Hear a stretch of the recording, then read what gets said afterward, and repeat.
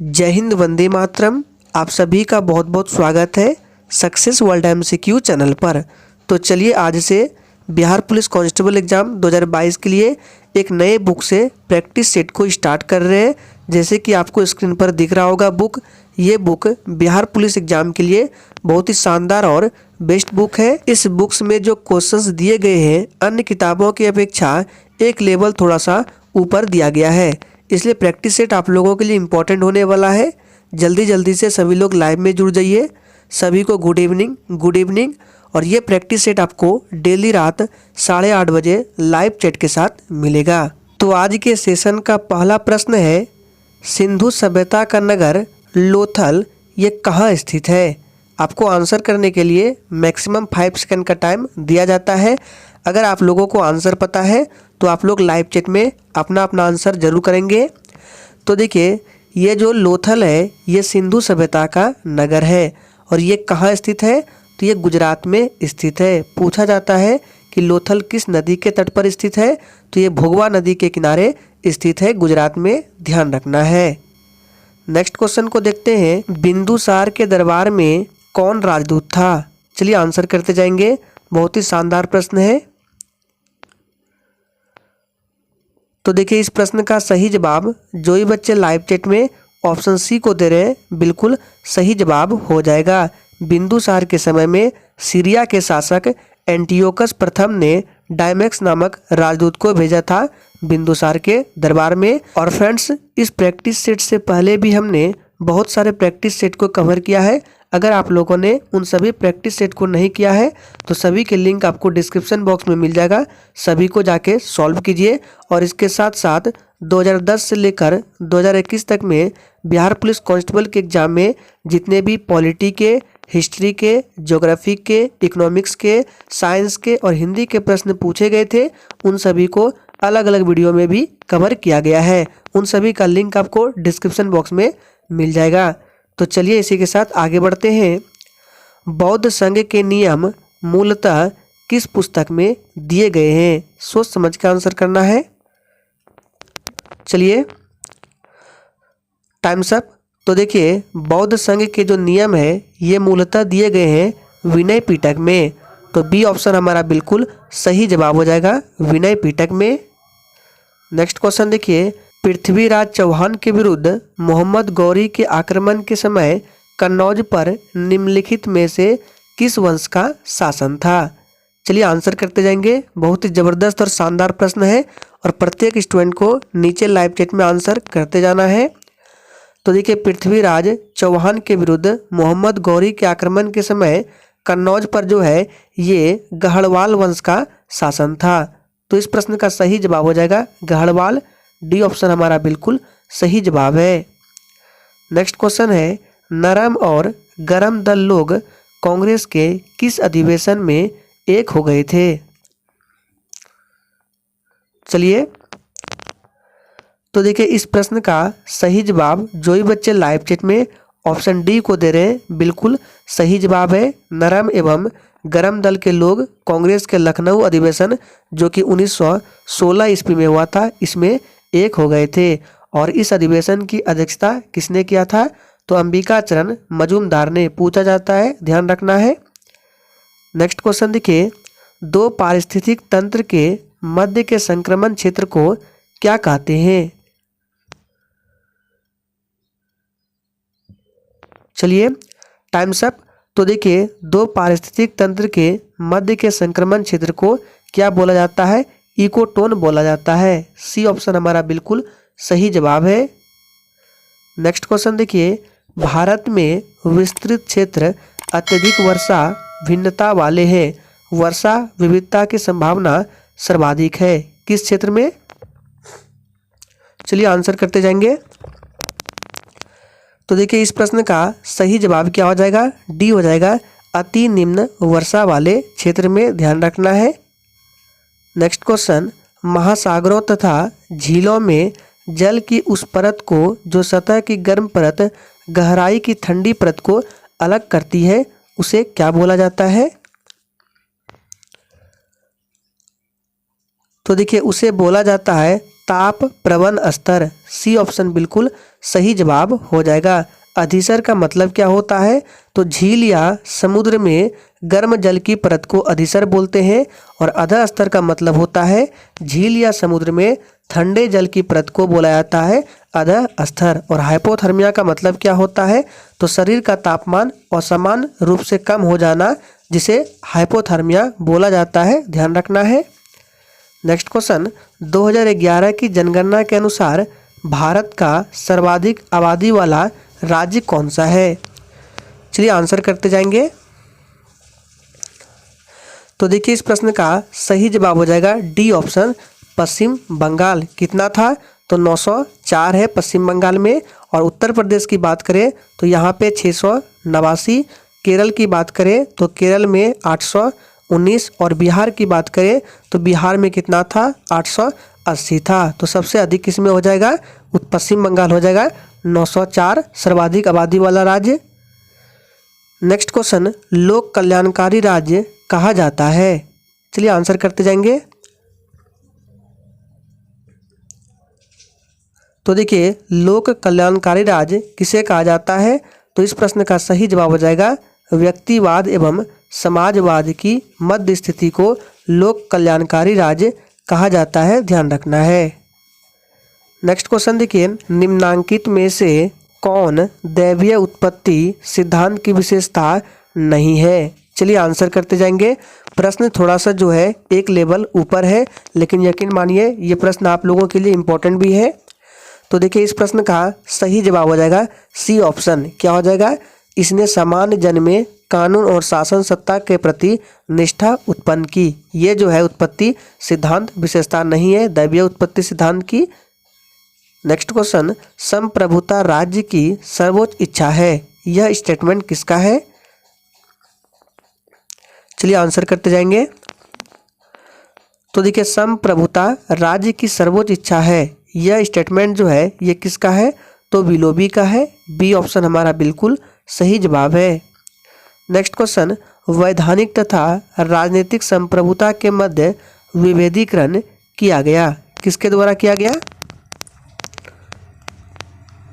तो देखिए वैधानिक तथा राजनीतिक संप्रभुता के मध्य विभेदीकरण ये किया गया एच.जे. लॉस्की द्वारा। सी ऑप्शन हमारा बिल्कुल सही जवाब है, एच.जे. लॉस्की द्वारा।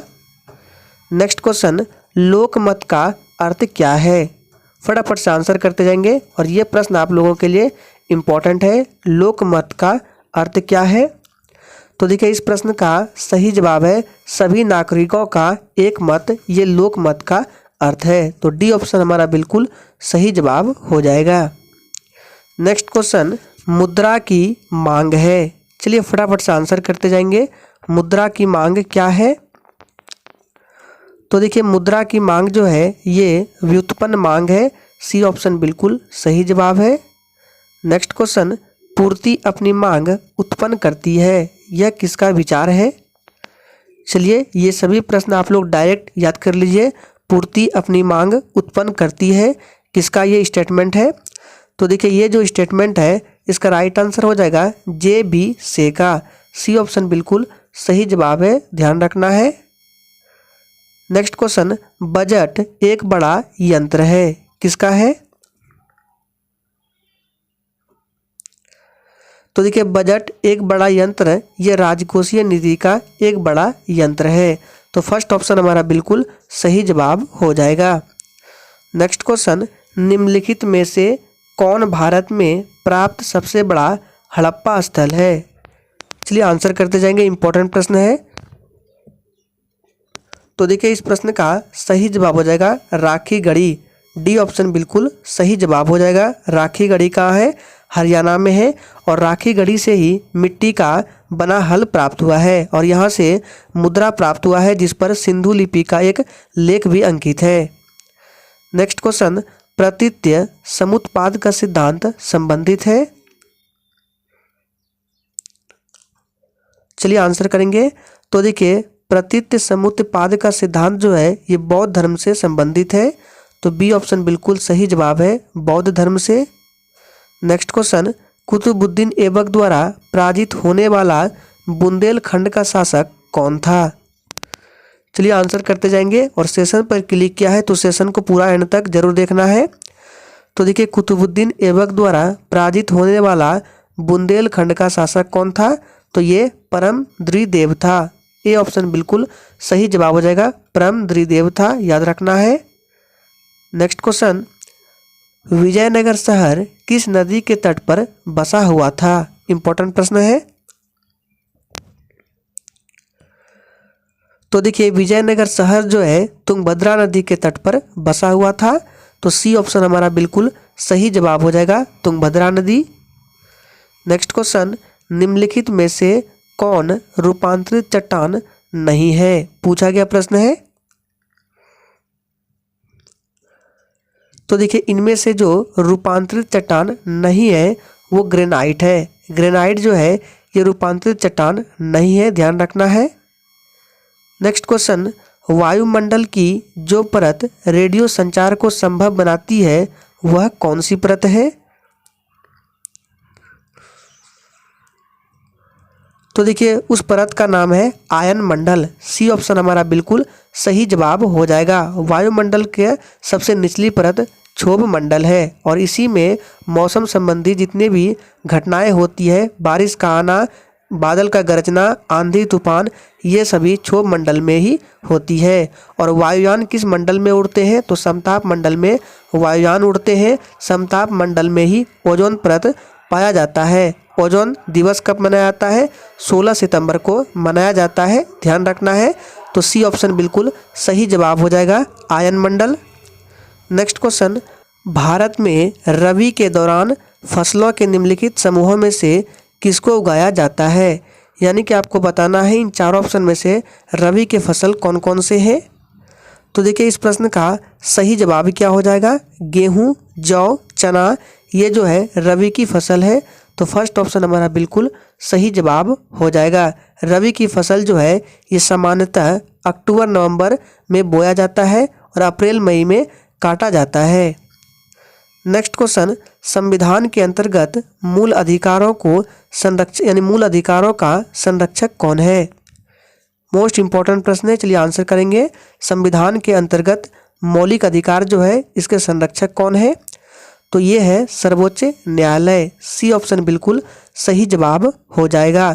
मौलिक अधिकार कितने हैं? तो 6 है वर्तमान में और इसे अमेरिका देश के संविधान से लिया गया है। नेक्स्ट क्वेश्चन, भारतीय संविधान के किस अनुच्छेद के अंतर्गत राष्ट्रपति संसद के दोनों सदनों द्वारा पारित किसी बिल पर अपनी स्वीकृति रोक सकता है?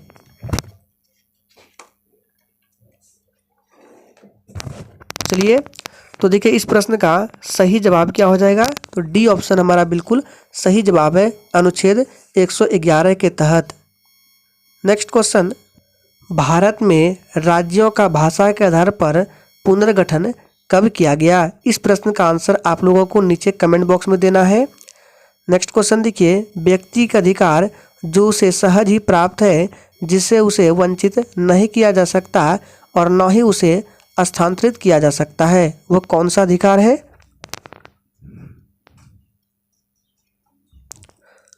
तो देखिए संविधान का अनुच्छेद 21 जो है इसके अनुसार जीवन का अधिकार जो है प्राकृतिक अधिकार है, जो उसे सहज ही प्राप्त है और उसे कभी भी निलंबित नहीं किया जा सकता है। तो सही जवाब हो जाएगा प्राकृतिक अधिकार। नेक्स्ट क्वेश्चन, भारत में संसद की लोक लेखा समिति के अध्यक्ष की नियुक्ति की जाती है, किसके द्वारा? तो देखिए भारत में संसद की लोक लेखा समिति के अध्यक्ष की नियुक्ति जो है ये लोकसभा के अध्यक्ष द्वारा की जाती है। तो सी ऑप्शन हमारा बिल्कुल सही जवाब हो जाएगा, लोकसभा के अध्यक्ष के द्वारा, ध्यान रखना है। नेक्स्ट क्वेश्चन, राज्य सरकार के राजस्व का मुख्य स्रोत क्या है? फटाफट से आंसर करते जाएंगे। और फ्रेंड्स अगर आप लोगों को ये सेशन अच्छा लग रहा है तो आप लोगों का फर्ज बनता है कि आप लोग दिल से सेशन को लाइक करें। तो देखिए राज्य सरकार के राजस्व का मुख्य स्रोत क्या है? तो ये बिक्री कर है। फर्स्ट ऑप्शन हमारा बिल्कुल सही जवाब है। नेक्स्ट क्वेश्चन, भारतीय अर्थव्यवस्था है पूंजीवादी, समाजवादी, मिश्रित या साम्यवादी? तो देखिए भारतीय अर्थव्यवस्था जो है यह एक मिश्रित अर्थव्यवस्था है। तो सी ऑप्शन हमारा बिल्कुल सही जवाब है, मिश्रित अर्थव्यवस्था। नेक्स्ट क्वेश्चन, निम्न में से किस विषाणु में सूचना प्रवाह उल्टा अर्थात आरएनए से डीएनए की तरफ होती है? चलिए आंसर करते जाएंगे। तो देखिए किस विषाणु में सूचना का प्रवाह जो है उल्टा यानी कि आरएनए से डीएनए की तरफ होती है? तो ये एचआईवी में होता है। बी ऑप्शन हमारा बिल्कुल सही जवाब हो जाएगा, याद रखना है एचआईवी। नेक्स्ट क्वेश्चन, क्रोमेटिक में उपस्थित होता है? चलिए आंसर करेंगे, क्या उपस्थित होता है? तो देखिए क्रोमेटिक में डीएनए, आरएनए एवं प्रोटीन यानी कि जिसको हिस्टोन बोला जाता है, तीनों उपस्थित होते हैं।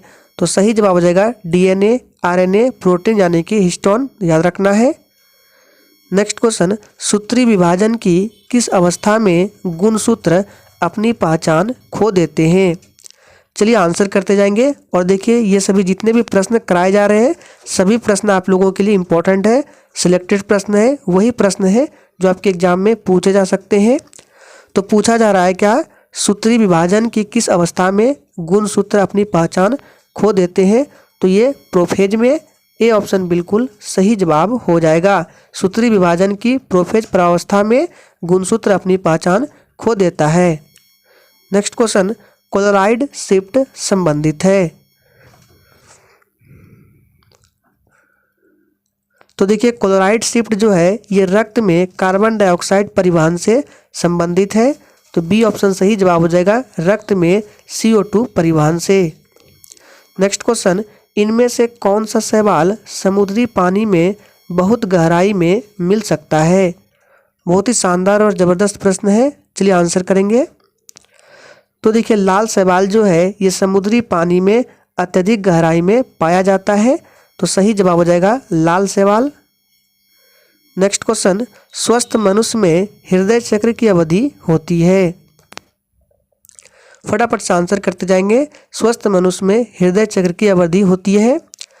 तो देखिए इस प्रश्न का सही जवाब क्या हो जाएगा?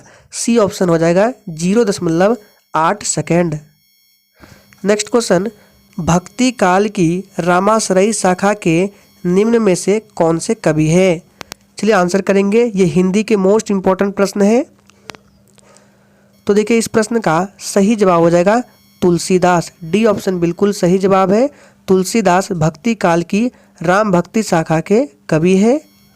नेक्स्ट क्वेश्चन, प्रेमचंद्र का एक सशक्त उपन्यास गोदान है, राजनीतिक, धार्मिक, सामाजिक या ऐतिहासिक है?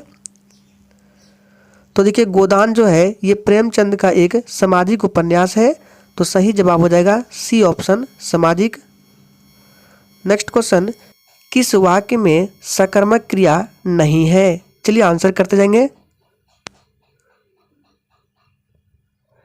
तो देखिए सबसे पहले बात करते हैं सकर्मक क्रिया किसे कहते हैं। तो देखिए जिस क्रिया का प्रभाव जो है कर्ता पर न पड़कर कर्म पर डायरेक्ट पड़ता है उसको सकर्मक क्रिया बोला जाता है।